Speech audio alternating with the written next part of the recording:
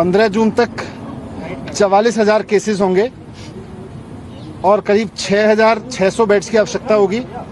30 जून तक 1 लाख केसेस पहुंच जाएंगे और 15,000 बेड्स की आवश्यकता होगी। 15 जुलाई तक करीब 2.25 लाख केसेस हो जाएंगे और 33,000 बेड्स की आवश्यकता होगी और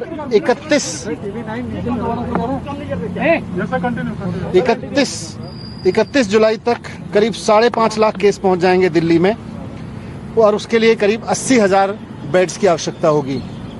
ये तब है जबकि अब तक थोड़े दिन पहले तक लॉकडाउन चल रहा था और अभी तक दिल्ली के हॉस्पिटल्स में दिल्ली के ही जो निवासी हैं, वो चाहे कहीं से भी, जो आदमी आज दिल्ली में रह रहा है वही दिल्ली के हॉस्पिटल तक आ पा रहा था, जो दिल्ली सरकार के प्राइवेट हॉस्पिटल्स हैं। इसीलिए दिल्ली की कैबिनेट ने निर्णय लिया था कि अभी कुछ समय तक, जब तक कोविड की परेशानी है, आगे आने वाले समय में जब 15,000 बेड्स की आवश्यकता होगी, 33,000 बेड्स की आवश्यकता होगी, 80,000 बेड्स की आवश्यकता होगी जुलाई के एंड तक, तो इनको दिल्ली के जो आज लोग दिल्ली में रह रहे हैं उनके लिए ही मैनेज करके रिजर्व रखा जाए, उनके लिए ही सीमित रखा जाए। लेकिन कल एलजी साहब ने उस फैसले को पलट दिया था। जब आज एलजी साहब से डीडीएम की मीटिंग में हमने रिक्वेस्ट किया कि साहब आपने कल ये फैसला पलटा, तो उससे पहले आपने अपेक्षा की होगी, कुछ आकलन किया होगा कि कितने केस बढ़ेंगे, बाहर से कितने केसेस आएंगे, उसका भी उनके पास कोई आइडिया तो नहीं था।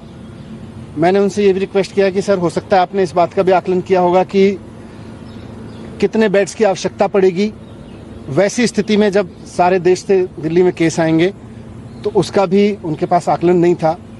इतना ज़रूर है कि अगर पुराने ग्रोथ रेट को माने दिल्ली में, तो 12.6 डेज पर जो डबल होने का है, उसमें सबकी सहमति थी कि आने वाले समय में 30 जून तक दिल्ली में 15,000 बेड्स चाहिएंगे, 15 जुलाई तक 33,000 और 31 जुलाई तक 80,000 बेड्स चाहिएंगे।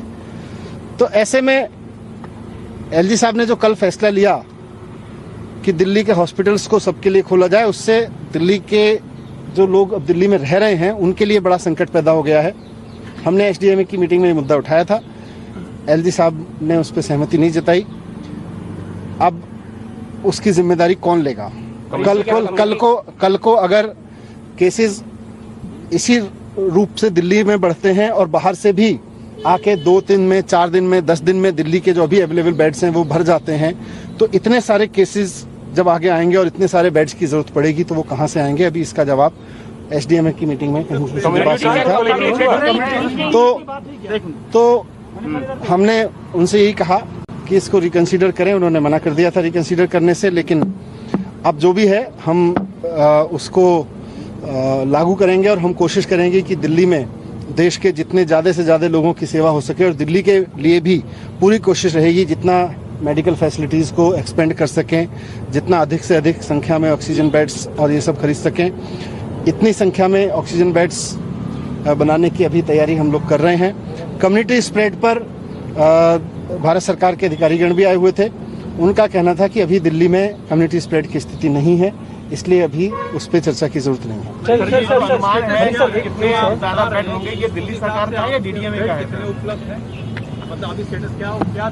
क्या दोबारा पूछिए? आपने कहा कि central government employees, central government representatives were there in that meeting, उन्होंने कहा, तो वो कौन थे जो उन्होंने कहा कि कम्युनिटी सीनियर ऑफिसर्स थे भारत सरकार से। 31 जुलाई तक जी ने कहा कि 50% केसेस के ट्रेस नहीं है, ऐसे में आप लोगों ने कंटेस्ट किया सर सेंट्रल के? हाँ जी, मैं बता देता हूँ।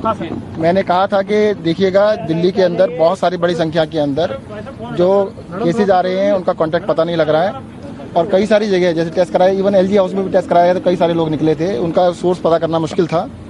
तो दिल्ली के अंदर अब हम टेक्निकलिटी में ना जाएं, और कल एम्स के डायरेक्टर ने खुद कहा था कि दिल्ली के कंटेनमेंट जोन्स में कम्युनिटी स्प्रेड है, परंतु क्योंकि टेक्निकल इशू है और इसके बारे में फैसला केंद्र सरकार ही कर सकती है, वही बता सकते हैं कि कम्युनिटी स्प्रेड है या नहीं। हम तो कैसे स्प्रेड है, हम तो ये कह सकते हैं भाई स्प्रेड है, दिल्ली में बढ़ रहा है, बहुत तेजी से बढ़ रहा है। अब उसका वर्ड जो कम्युनिटी स्प्रेड वर्ड यूज करने की अधिकार तो केंद्र सरकार के पास, वही बता पाए। बाहर से आए हुए पेशेंट्स का कोई डेटा इस वक्त दिल्ली सरकार? देखिए, मैं बता सकता हूँ आपको, दिल्ली के अंदर प्राइवेट हॉस्पिटल्स में 50% लोग बाहर से इलाज कराने आते हैं और बड़े सरकारी अस्पतालों में 70% लोग दिल्ली से बाहर के होते हैं।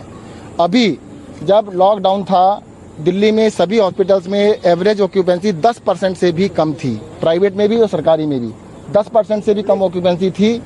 बहुत सारी सर्जरीज, बहुत सारे लोगों का इलाज प्लान सर्जरीज होती हैं। प्लान सर्जरीज का मतलब ये होता है कि प्लानिंग करके आदमी कराता है और 10-10 दिन 15-15 दिन अस्पताल में रहते हैं। जब वो लॉकडाउन के दौरान 2 महीने पोस्टपोन हुई थी तो अभी फर्दर 1-1.5 महीने के लिए और हो सकता था, जिसकी वजह से दिल्ली